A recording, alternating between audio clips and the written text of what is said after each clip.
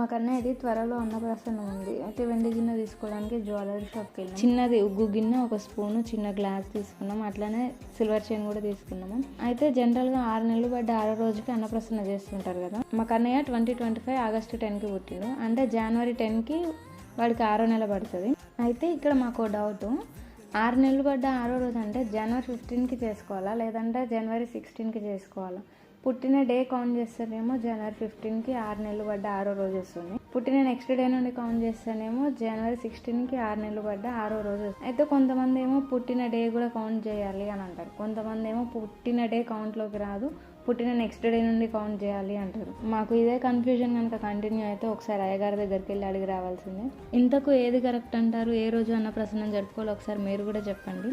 నేనైతే పుట్టిన day count చేయకుండా నెక్స్ట్ డే నుండి కౌంట్ చేయాలి అంటే నా లెక్క ప్రకారం జనవరి 16కి అన్నప్రాసనం జరుపుకోవాలేమో అనుకుంటున్నా.